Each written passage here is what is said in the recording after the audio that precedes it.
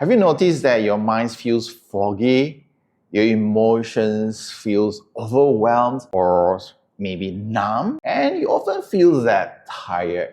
This is not a sign of laziness or weakness. It means that you are emotionally overwhelmed. Let's look at a simple analogy of how we can actually get to the point that we are emotionally overwhelmed. So assume this is you.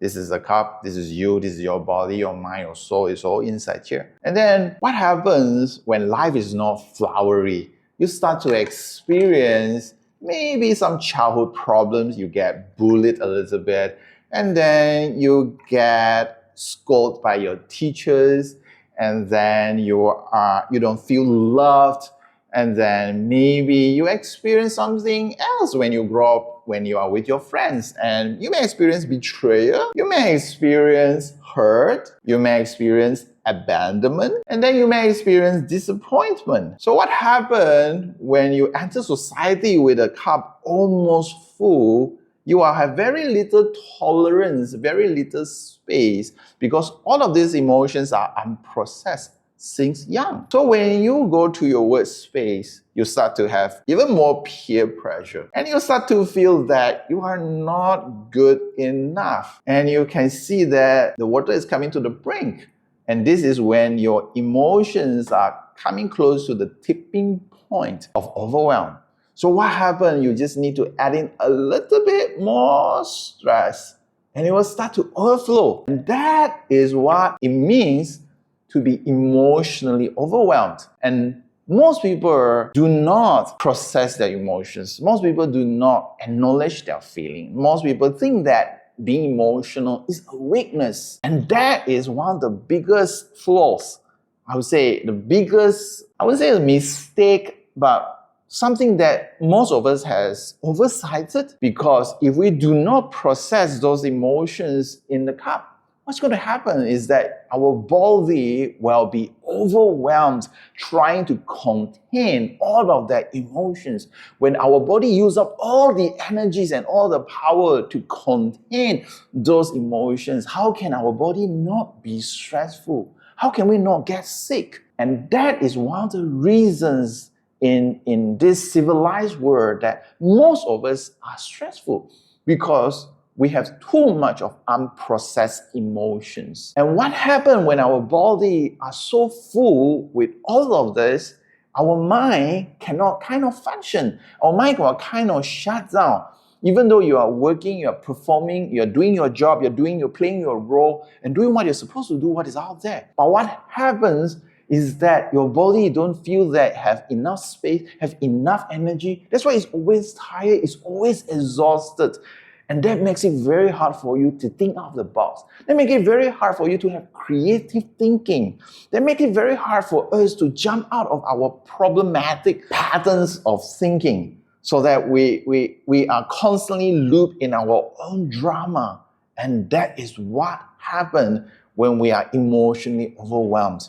When we get home, we experience the same thing with our family members. When we go to work, there's other emotions that comes in. So we are constantly bombarded by our own emotions inside us. When all of this unprocessed, we call that overwhelmed. So by coming to this point, we should have understood that all of this emotional overwhelm is caused by unprocessed feeling. It means that we need to start really looking into our feeling. I know some of you will argue that, no, I don't want to experience the pain. I don't want to think about it anymore. It's too painful.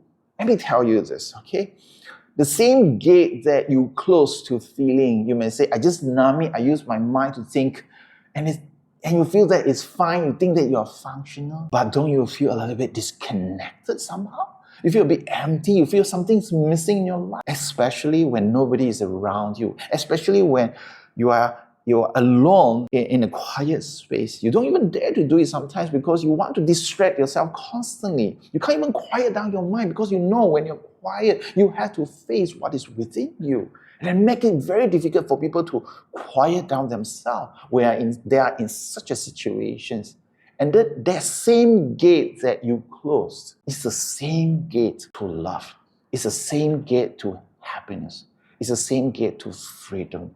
It's the same gate to meanings and fulfillment of. So what happens when we are so disconnected with ourselves? We are actually disconnecting from all the most beautiful feeling that we can ever get. So I really invite you to re-explore that feeling, not in the sense to face to traumatize yourself again, but in an appropriate process that can help you at least to start being able to face your feeling head on. And the simplest first step that you can do is to give yourself a chance to face it, to acknowledge your true feeling. It can be as simple as taking out a journal, a white piece of paper, write in your phone. Just create a diary inside your phone and write a feeling that truly maybe bothers you, and understand how it bothers you, and understand how your mind is functioning, understand what triggers that feeling. And by taking that one simple step in acknowledging the flow of your feeling, that makes it easier for you to start processing it. I know for some of you may be too overwhelmed, and some of you may want to talk to another person, talk to someone that is supportive, talk to someone that is not gossiping, talk to someone that can give you that emotional safety and support. The best is a listener. They just need to listen to you and connect with you and feel you. And once you do that, that feeling inside you will be flow out, will be acknowledged. That is the first step to acknowledging your feeling. But the second step is to process it. It means you have to come to a point that you feel a closure, in the sense that emotions no longer bothers you. And to some of you, maybe a bit too far-fetched, a bit too hard to ponder. The simplest way to process it, I would say, is to breathe. Use your breath to regulate your nervous systems. We all know that when we breathe slowly and deeply, our nervous systems will be regulated, and that will give you a sense of calmness, a sense of peace.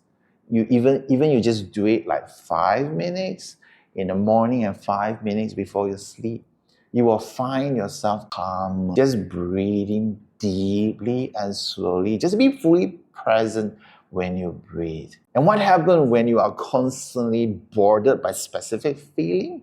Then you may hold that space of that situation or that narrative that keep on looping inside you, and breathe out those narratives. Imagine they are like haze leaving your breath. They are like smoke coming out of your nose, of your mouth when you breathe out. And by doing that, you are giving permission to your body to release those chemicals, to release those hurt, those pain, those fear, those worries inside you. And by just doing that, you are coming very close to have a full closure of your own emotional state. When I say closure, it means that to find peace in every overwhelmed emotions. So what happens when you start finding peace inside your life is literally like a cup that was full, and you start pouring out all of that bit by bit. What happens? You will have a lot more space. So what happens when you empty the entire cup? And that will come to a point that you have so much tolerance, you have so much more acceptance from life,